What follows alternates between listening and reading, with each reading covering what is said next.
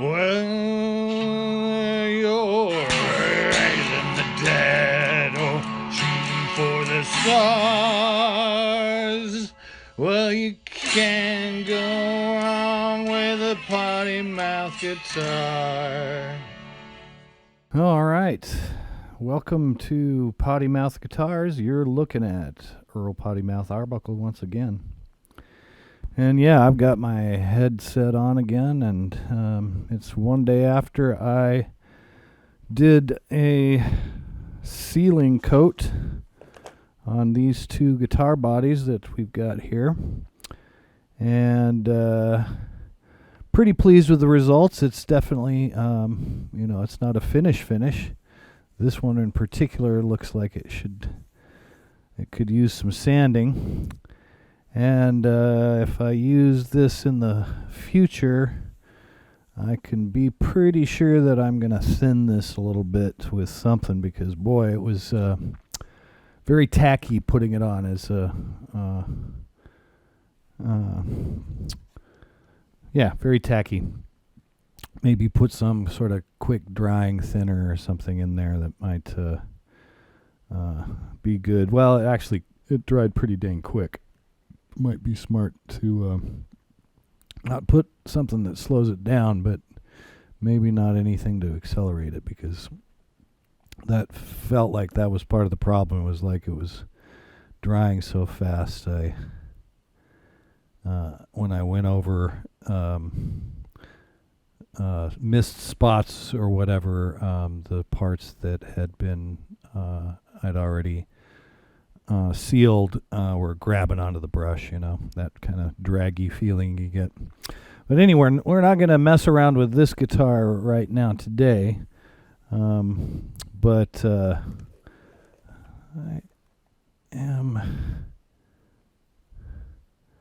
really not seeing a whole lot of the glitter sparkle through this. This is interesting. You'd think there'd be some glitter sparkling through. I guess it's not really very transparent at this point. Or,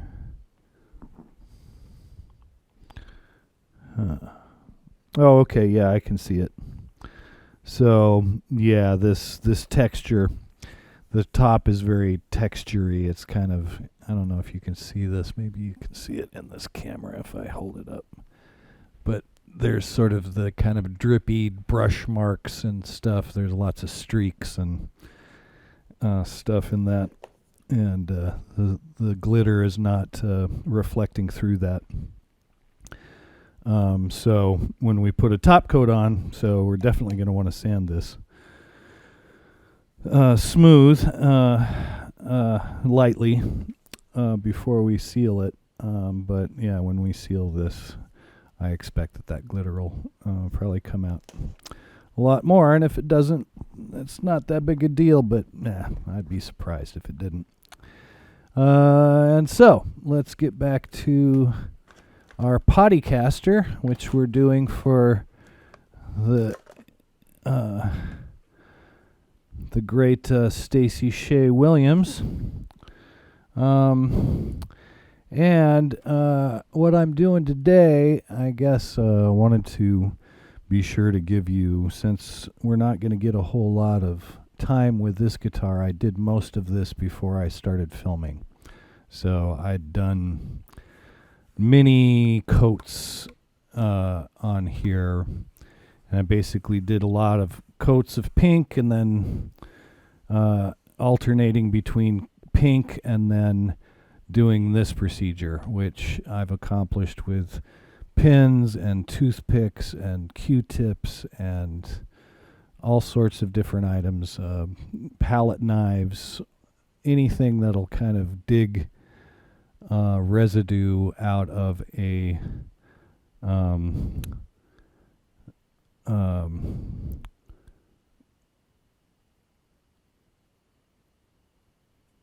what would you call it? I guess a cavity in the guitar. And when I put this first sealer coat, it dissolved some of the dye, some of the pink and pulled it up and deposited it into the nooks and crannies that have all the silver. So this has happened to me so many times over the course of this build, and it's basically I've spent more time picking pink out of the crannies than I've done doing anything else on this guitar. And kind of one of the reasons why I want to do this, and not as a complaining thing. I mean, this is a super labor-intensive guitar, but that's fine. I put a whole lot of love into this guitar, and I love this guitar, so that's awesome. It looks gorgeous, and every time the results of doing these things it always makes the guitar look better than even before. So I'm always pleased with the results, but boy, this is a very pointed lesson in the difference between a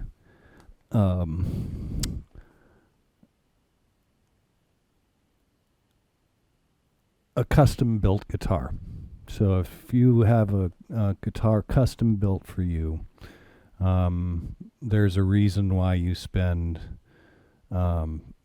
thousands of dollars on them. Certainly upward of $1,000.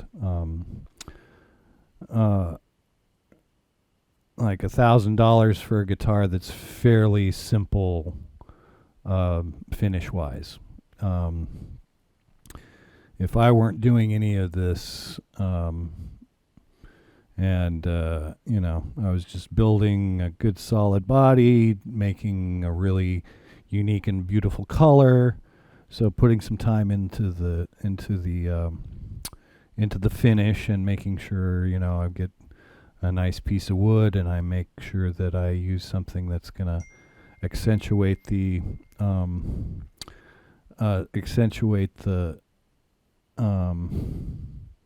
grain and complement the stain that I've chosen.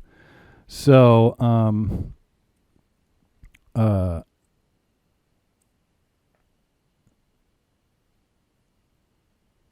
sorry, I got a little distracted. I just got a message, and that's always very distracting. And I got to set this computer up so it's not receiving messages.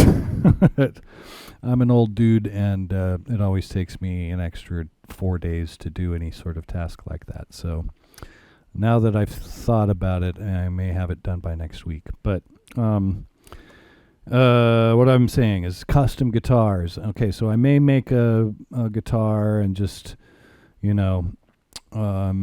it purple with some subtle glitter, or do something that's unique and interesting, a custom finish. But for something like this especially, that's the reason why you end up spending multiple thousands of dollars on a guitar, because I've put in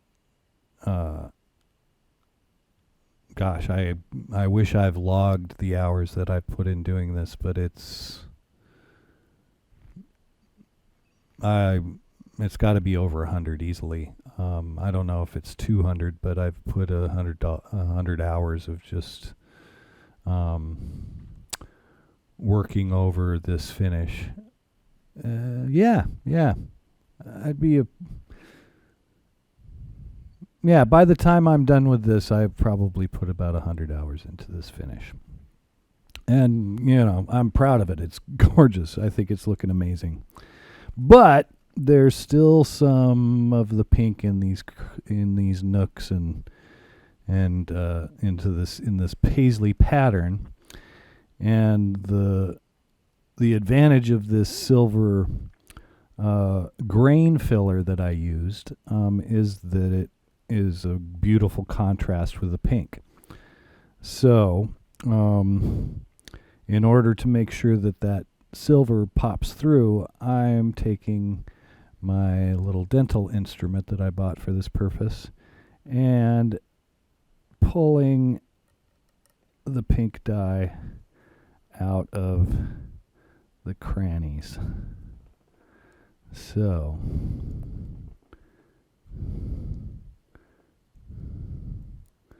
Just a little scrape along, and whoop, here comes that silver.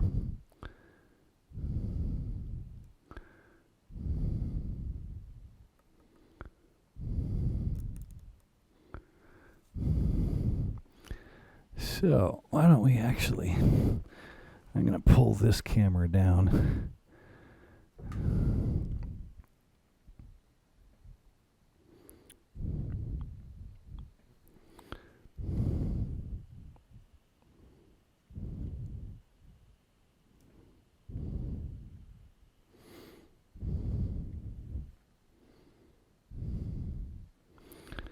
So you can get a view of what I'm doing, hopefully. Let's see.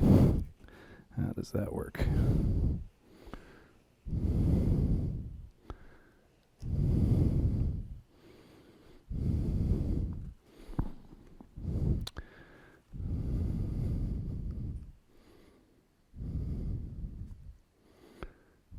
Bingo. All right. Now I'm going to start digging in these crannies and give you a demo of what I've been doing over and over and over again as I do another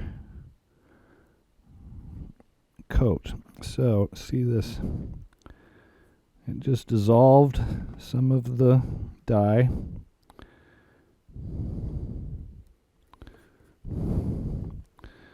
Just enough for it to liquefy, and clever stuff that it is, it just finds a way to seep into the lowest point, which is exactly where I don't want it to go. So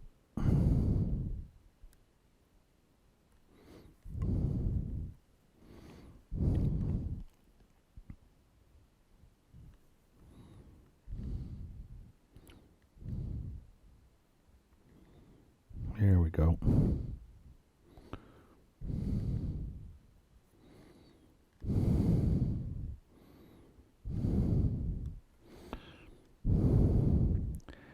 Figure out the right edge to use on this tool, and boom, here she goes. So these are all these sort of flower patterns, lots of little radiating lines coming off of a sort of a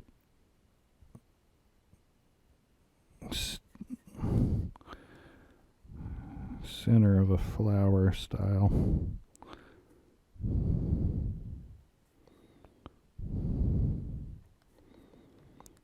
Paisley pattern, along with a normal leaf paisley patterns. And so, and this silver material, if you've seen other videos on this guitar, I've talked about this stuff, rub and buff.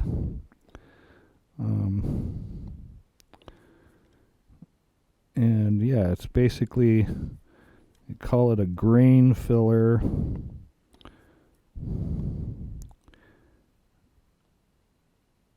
But it's basically a metallic paste, and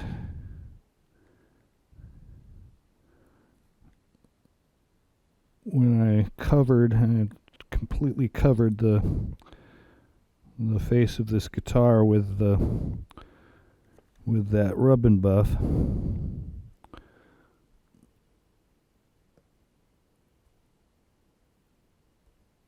twice.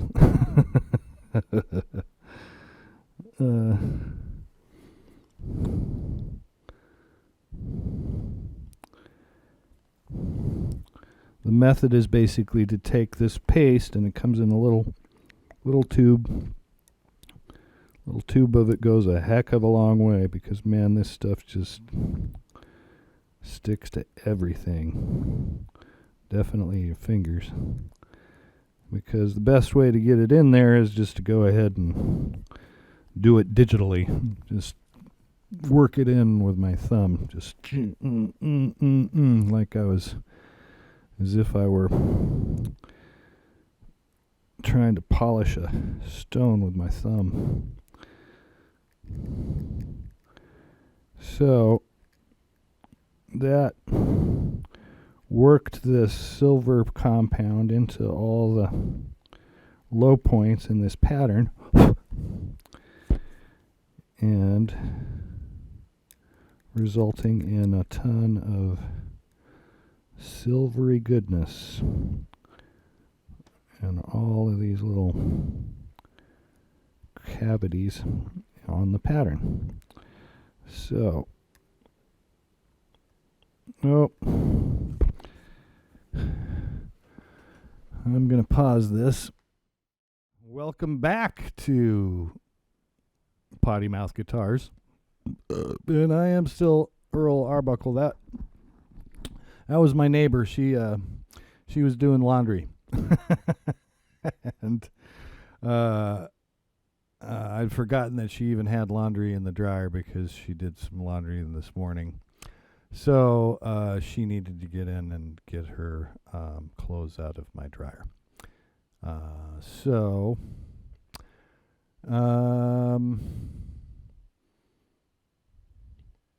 Let's get back to digging pink out of crannies.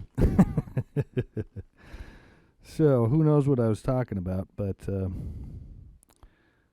oh yeah, the rub and buff. So rub and buff stuff is amazing because it did completely penetrate into every space below the surface, and with some sanding and solvents, I got the rub and buff off of the surface.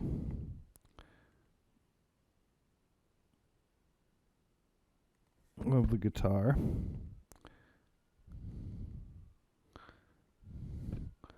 But one of the consequences, and one of the reasons why this was so labor intensive, one of the consequences of this fantastic, very sticky stuff was that every time I dug the silver out of the crannies like this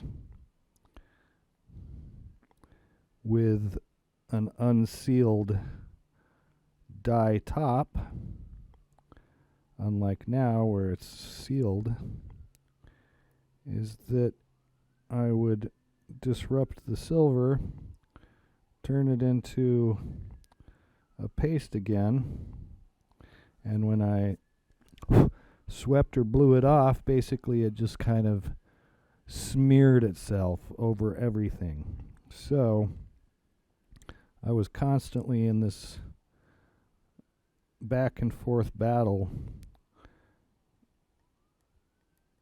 the pink against the silver, and with each of them insisting on invading the other's space. So every time I dig the pink out of the silver space, the silver rebels and crawls up to the surface and obscures the pink. So then I have to repink the top. And when I put pink on the top, well, the pink runs down into the cracks and covers up the silver. It's like this tyranny of color going on the top of this guitar, and I'm this, I don't know, am I benevolent? Am I just, or am I just a woodworker trying to make a pretty guitar? At any rate, we're going to end up with a pretty guitar, no matter what the motives are.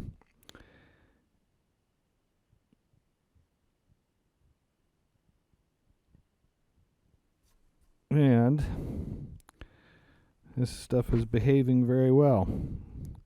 My beard is not, but that's per usual.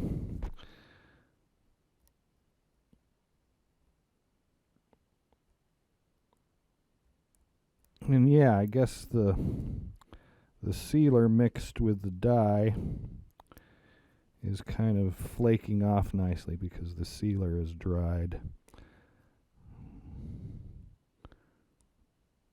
and trapped the pigment inside of it, so it's coming off nice and smooth,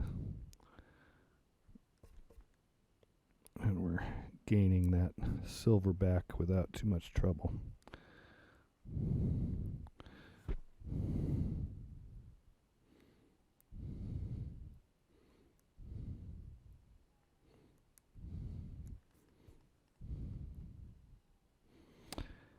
And if you're looking down at it now and thinking to yourself, wow, there's a lot of silver visible. I mean, who cares if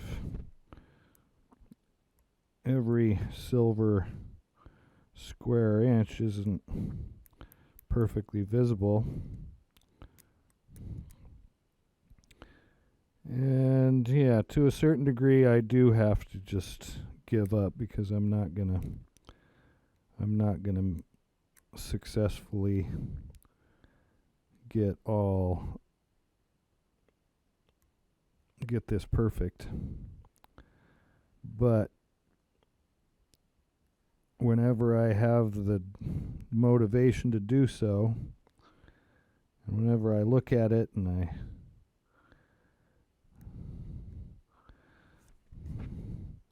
start deciding to myself, isn't it good enough now? And I look close.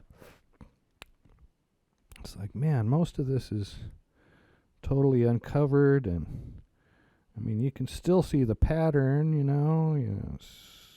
saying these kinds of things to myself. And I start looking closer at the pattern and looking at how much of it has the nice silver accent visible, and little sections like this little piece right here where we've got these nice little thin lines.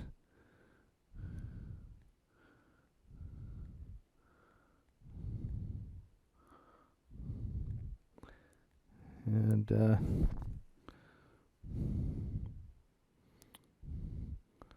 just as I'm thinking I'm close to winning myself over to not having to do more work,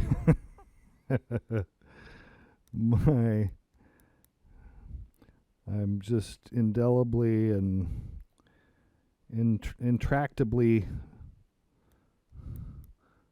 drawn to getting more of the silver visible.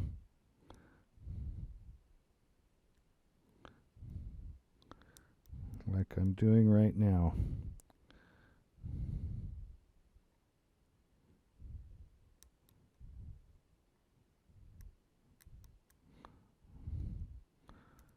And I'll start even doubting it as I'm doing it. Like, oh man. Especially if I'm like right in the middle, like right now. I've got a bunch of chips of stuff and it's looking kind of messy, and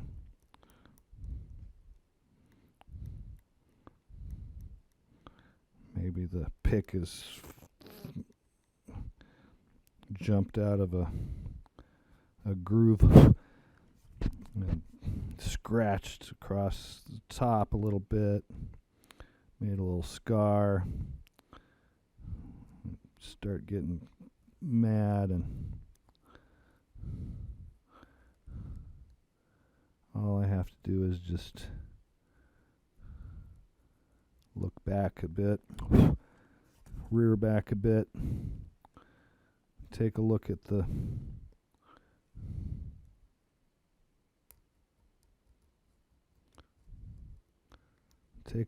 it, and it's always obvious the work I just have done, and it's always clear that it made the guitar look better in general. So I always end up doing just a little bit more and just a little bit more and a little bit more over and over and over again. I don't know how long this pick is going to last. I'm going to have to get a sturdier one. Maybe one that's not actually made for dental work. There probably is clay picks or something like that. Clay sculpting tools. Look into that. Something a little sturdier.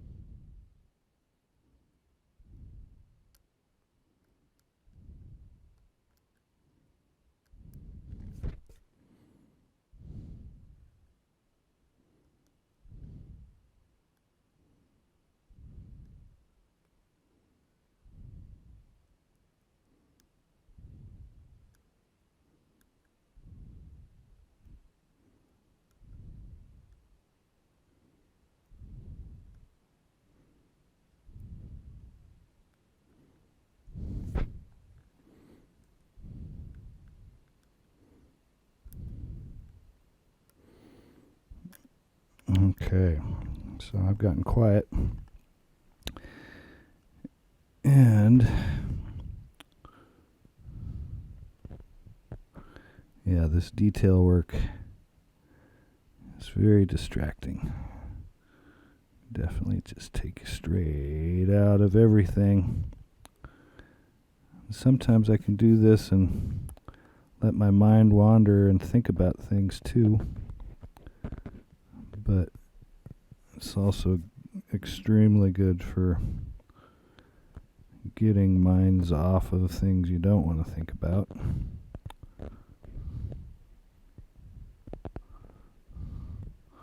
So there is a constant, attentive, you need to pay attention. I can't just let my eyes wander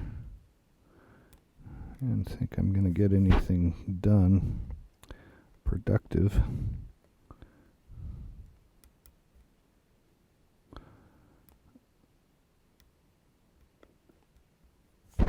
That's why I like doing these super detailed kind of projects.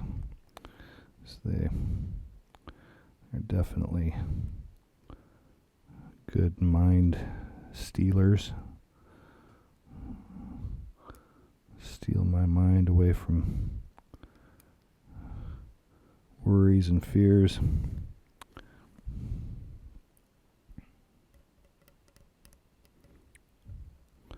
Crap that I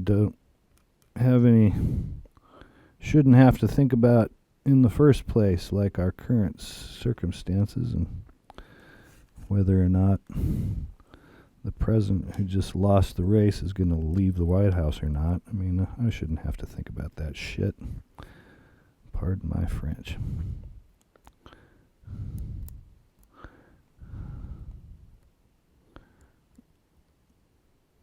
Okay, so that reminds me, Pottymouth Guitars, part of the mission of Pottymouth Guitars, and this whole broadcast is to raise awareness for needful organizations, and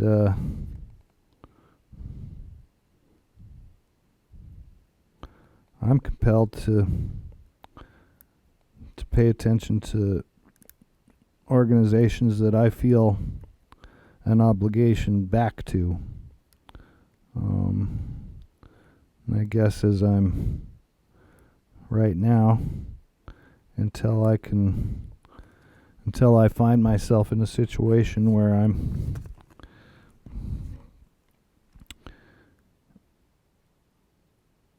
have enough kind of resources available to me that I can just support any organization that I feel is doing important work. That would be a lovely thing to be able to do. And in the meantime, while I'm still slugging away at it down here in the land of reality,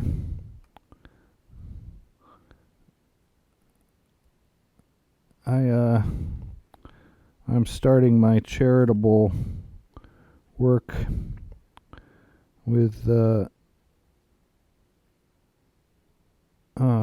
thought, or with the mind, to benefit organizations that have helped me. And like I said, as a way of thanking these great organizations for being so generous and trying my best to do what I can to give back to organizations that have been selfless to me.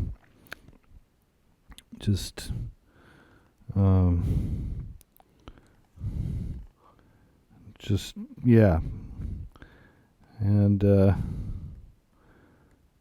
if you know anything about Earl Arbuckle, you know that healthcare is one of the things that's foremost on Earl's agenda, since Earl is an advocate for prostate cancer awareness. So prostate cancer awareness is Earl's stated purpose anyway. So certainly raising awareness by writing and performing my songs is a tangible support, but donations are the most tangible support. And of course, we all know that nonprofits, that's one of their main, other than their own core goal. Any organization that's worth their salt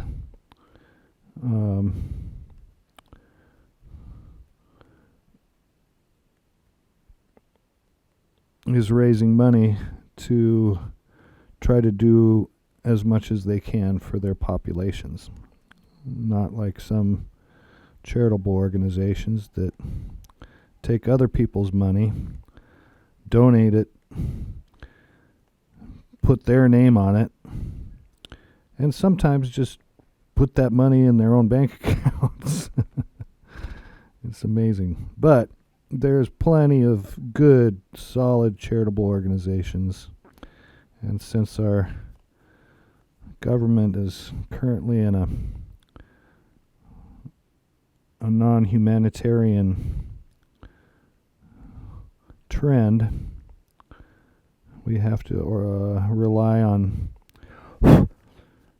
organizations that support people in need, even without a government affiliation. So I'm lucky enough to have been welcomed into a couple of wonderful organizations here in Austin. One of is the Sims Foundation, and the Sims Foundation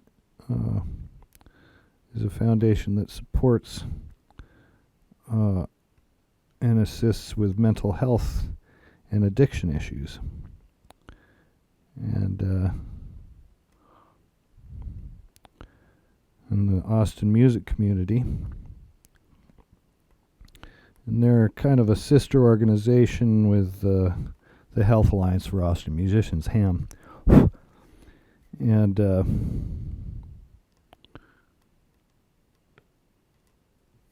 when I qualified for benefits from HAM, it also meant that I qualified to be able to take advantage of the services and benefits that the Sims Foundation also offers. So, and I didn't really go there for a bit. I certainly took advantage of the health care right away with my cancer diagnosis, and HAM was there for me when I went through remission. And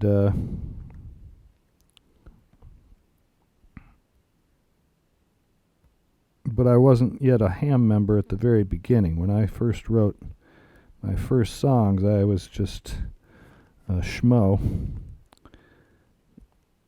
with Obamacare, paying whatever the tax incentives didn't, and was happy, very happy to have it, because that Obamacare, the Affordable Care Act, saved my life. Saved my life for real. First thing I did when the Affordable Care Act was ratified, so I signed up for it and requested an appointment with a specialist, because I knew that I'd been living with enlarged prostate for years and years before the Affordable Care Act was ratified or taken into effect or whatever. And I'm not a politician or a lawyer. And got myself an appointment with my urologist, and thanks be to heaven, my urologist was Dr. Richard Chop, who had seen me years before that about a calcification that had shown up in my seminal vesicles, or whatever you call the spaghetti snarl of tubes you carry around in your scrotum. I had a little piece of calcification on one of those tubes, and of course I was sure I had cancer. Dr. Chop had reassured me and sent me on my way, and years later, when I got my cancer diagnosis, I remembered him and appreciated him. He was a kind man and treated me well, and I was embarrassed. It made me feel comfortable. I thought, well, I'll go see Dr. Chop again, because besides, his name's Dr. Chop. That's just too funny. And how can you refuse, God. So,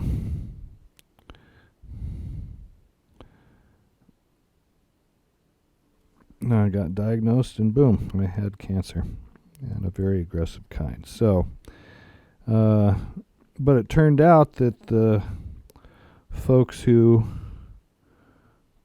helped me sign up for the Affordable Care Act, Foundation Communities here in town, is kind of a sister organization to HAM.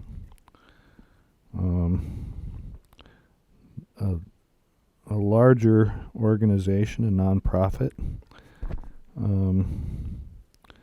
There's a large nonprofit that funds foundation communities where I got signed up for the Affordable Care Act.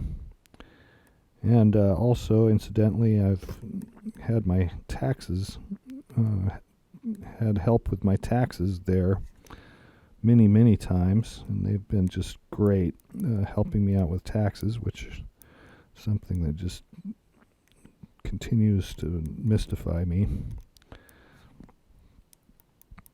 And and then once I became a musician and realized that I qualified for HAM, Foundation Communities was there to help me sign up for HAM. So I'm just, I can't say enough about Sims Foundation, HAM, Foundation Communities, and the organization that funds them, which of course I can't remember the name of. But as a way of my thanks to Foundation Communities for getting me signed up for the Affordable Care Act, to HAM for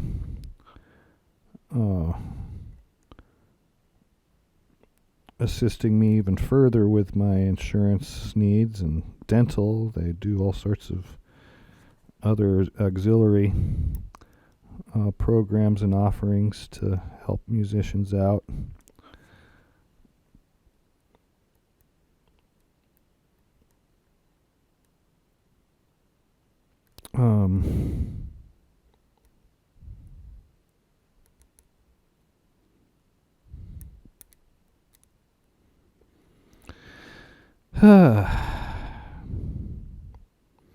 So yeah, HAM is awesome. I'm super grateful to be involved, and I'm alive because of them.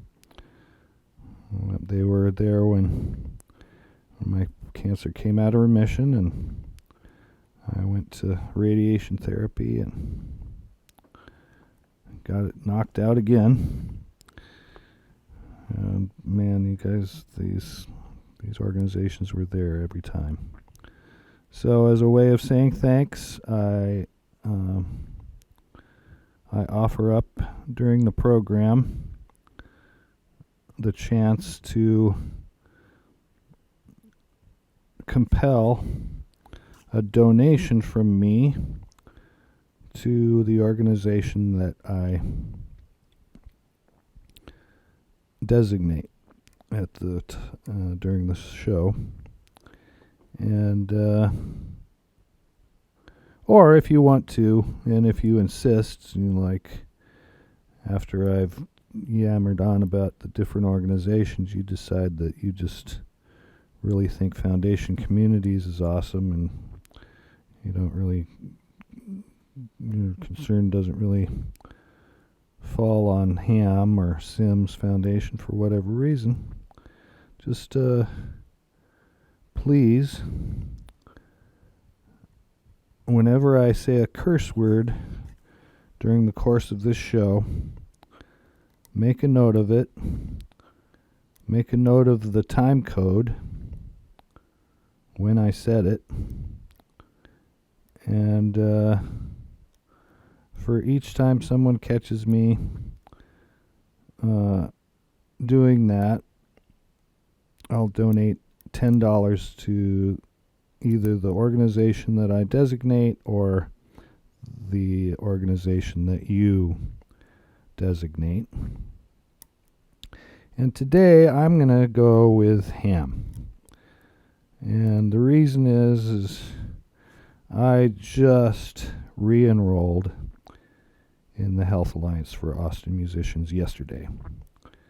And it's always a source of anxiety every year because not everybody gets in. There's only a limited number of slots.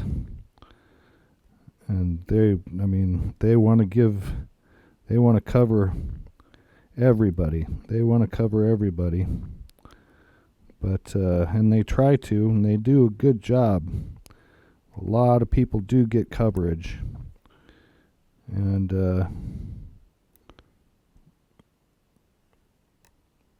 as a ham member, and with the situation I'm in, basically I qualify for ham to cover the insurance premiums that my tax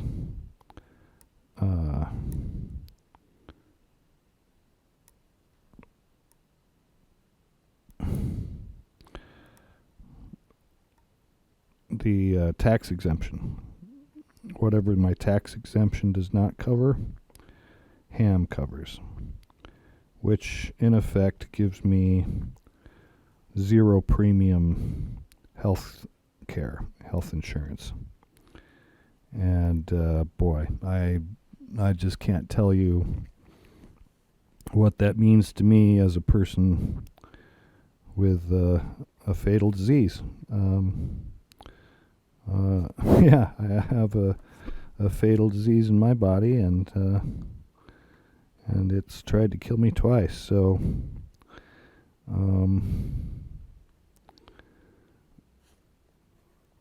I want to be sure that I have access to doctors. That I can go for regular checkups and have regular screenings to determine whether or not I'm at risk of another remission or whatever. And I'm able to do that because the ham organization, Ham Health Alliance for Osteomusicians, Musicians. And it's especially poignant to me just after this election season. We have a candidate, or we've had a president who, along with his party, has tried time and time again to overturn and invalidate the Affordable Care Act that has saved my life. Not two, because the cancer, certainly it saved me from cancer twice, but it saved me more than twice. It saved me a third time for sure. And God knows, maybe more. But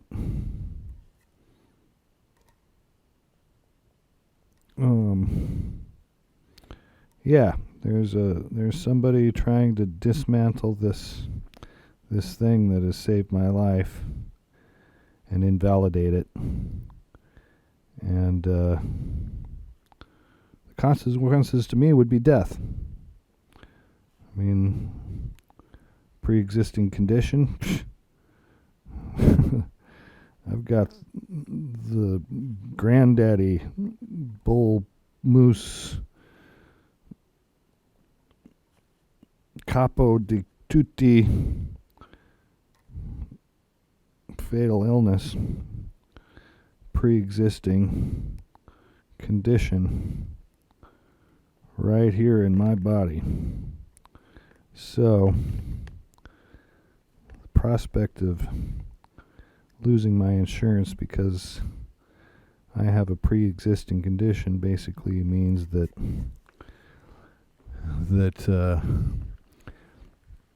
the insurance companies will have written me off for dead. So I don't know if you want that to happen to you. If you don't, do what you can to vote accordingly. I know we've already done that, but there's plenty to do.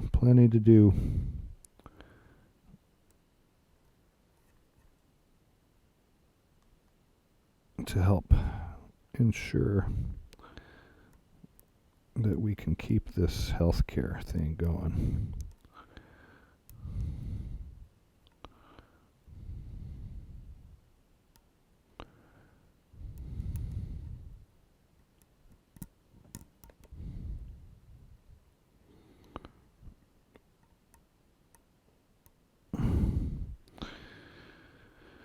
And yeah, I think have a healthy skepticism about business people being placed in charge of regulating the industries that they are beholden to. So,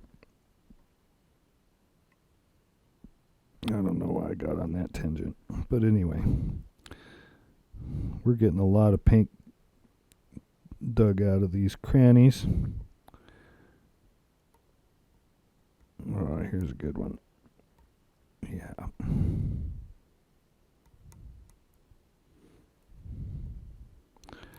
So the grain of this wood, it's ash, it's swamp ash. And so the grain of the wood is pretty pronounced.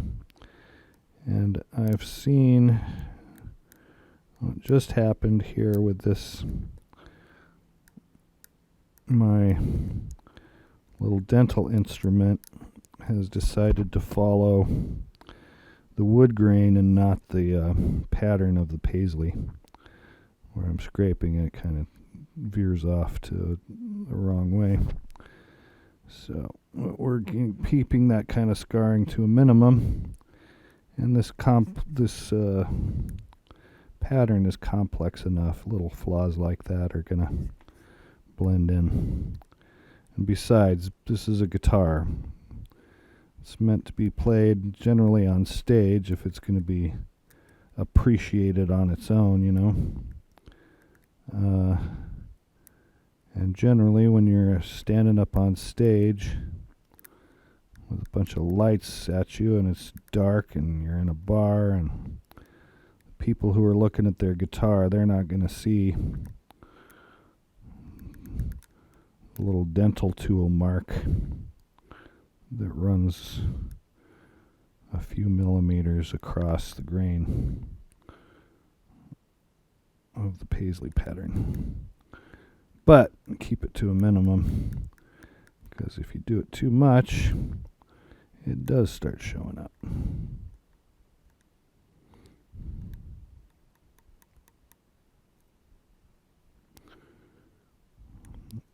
Little by little, getting this silver peeking up.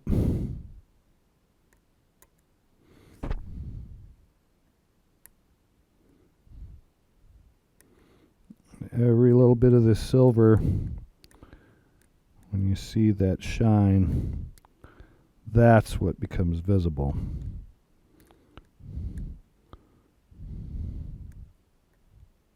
Because this stuff reflects light. And that's why it's such an effective finish choice. Because, yeah, we're looking at being up in front of some lights, and anything that catches light is going to be good. And a guitar. Well, not everything, but you know what I mean. Generally, you want things that are going to reflect some light, draw your eye.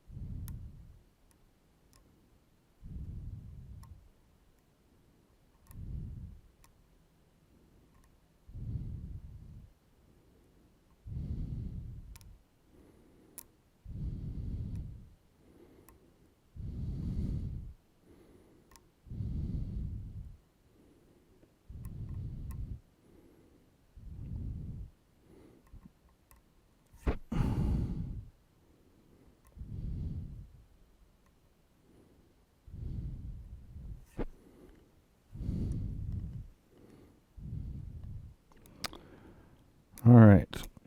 So, yeah, the more silver I can get to show, the better, because silver is clearer the minority in terms of color. Pink versus silver. Pink wins. So, getting as much silver to show makes this not look like a monochrome guitar, because people, if we weren't being careful about this sort of detail, someone who sees this guitar from 10 feet away or whatever, if there's not enough of this silver showing, they're not going to get that contrast.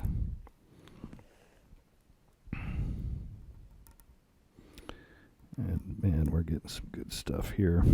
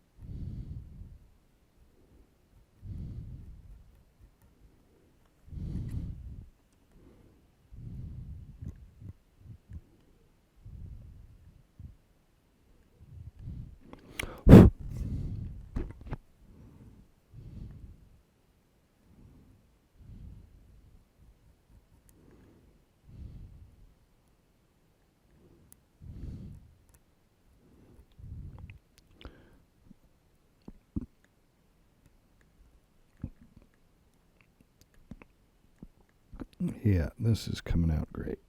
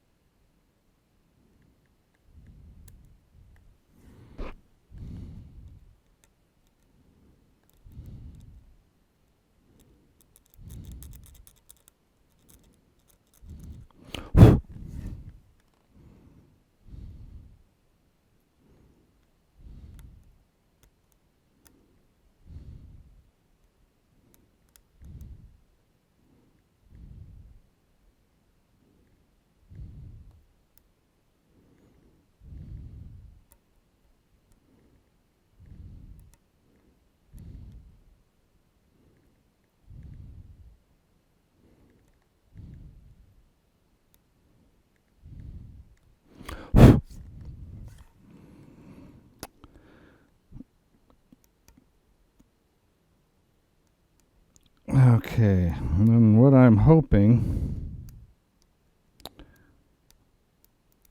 as I'm doing this, I'm hoping that this sealer has sealed in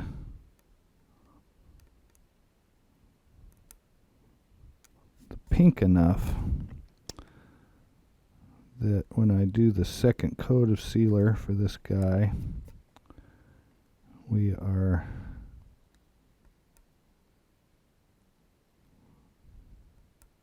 not going to have as much of a problem with the dissolved pink, because the less I have to do this, the better. I can't let it build up because then I won't be able to dig it out. So otherwise I'd just go ahead and reseal it and do all this just once. But it's not going to work well that way. I'll end up beating the crap out of the surface of this with this pick if I having to dig 2 layers of this out and 1 layer very well set. So we're gonna get this as much as I can clear. I worked on this for a while last night as well before I headed to the sack. And yeah, it's just an hour here and an hour there.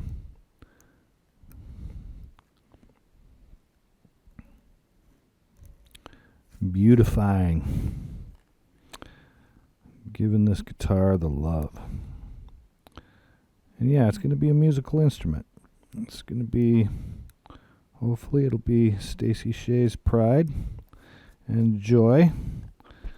If making the music with this thing gives her joy, that's going to make me awfully happy.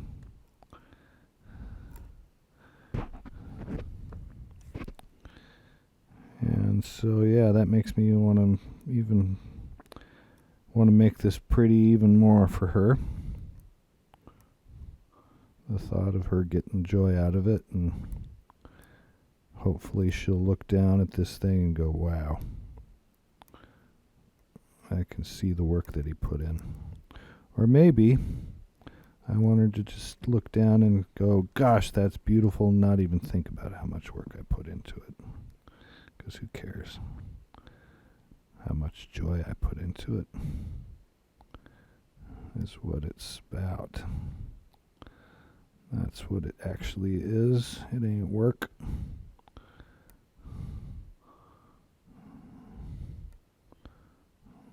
That time is valuable.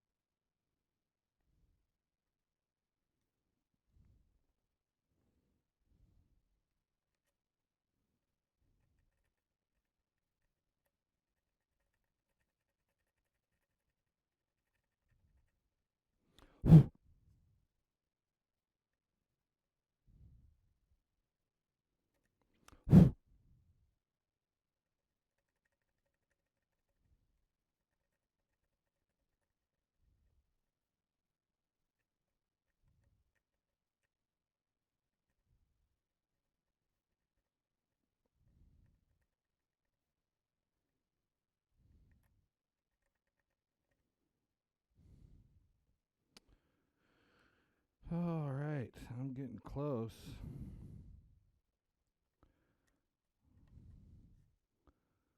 to being done.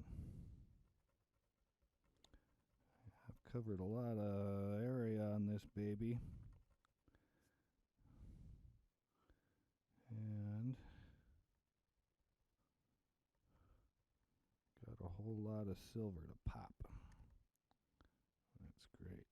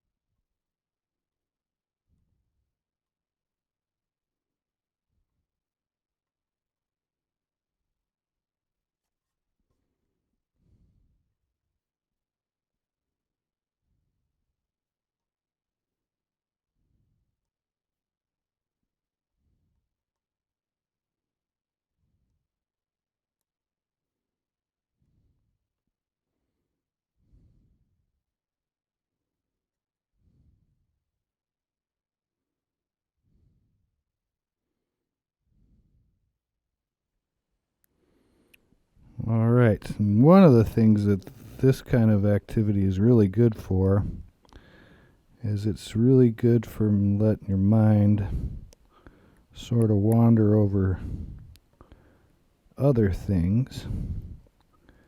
And as I'm doing this, I've just been solving a problem I've been dealing with in a script I'm writing. So,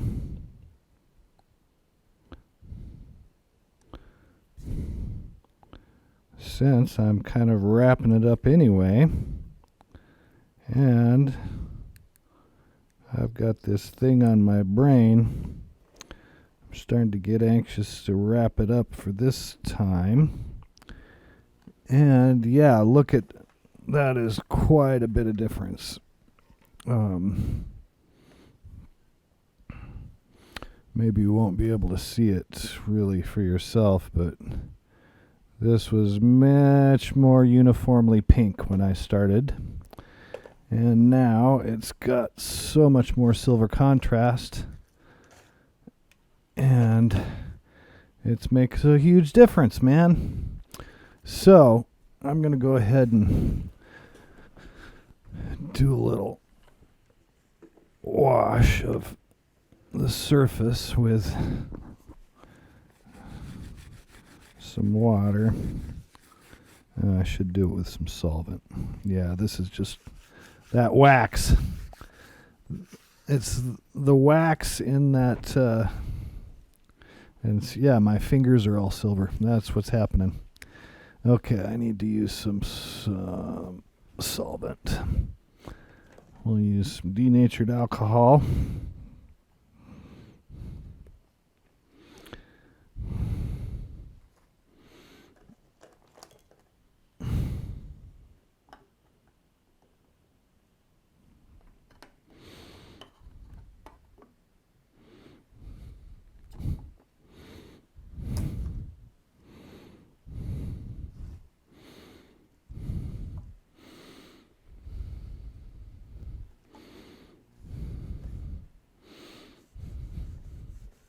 There we go. That's what I needed to do.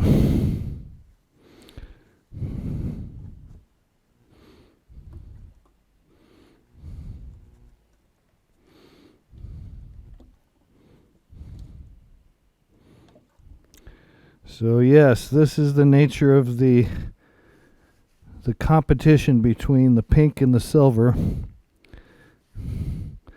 And you can see, damn it, there's a little bit of the pink seeping back in. So no more scrubby action here. Do a quick wash over the surface, get rid of that shoosh, and yeah, I'm going to have to go over it again a little bit. But it always gets less and less each time.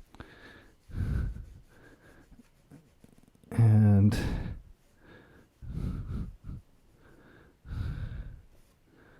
yeah, that's looking great. I'm going to figure out a way to mitigate this. I think I've got one solution. The next guitar, Paisley guitar, I'm going to do another etched one like this. I'm going to do a much simpler Paisley pattern. I think that's going to make a big difference. Have a lot less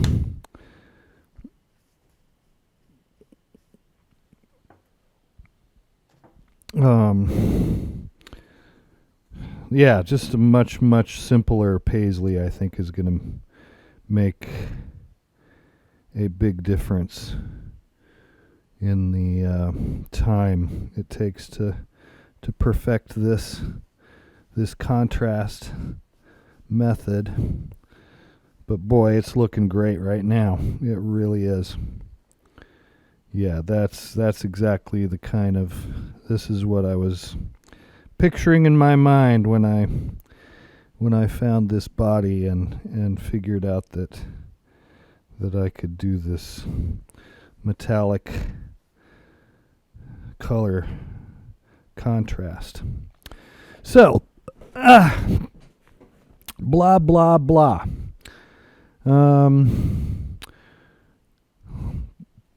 like I said, I'm Earl Pottymouth Arbuckle, and this has been Pottymouth Guitars.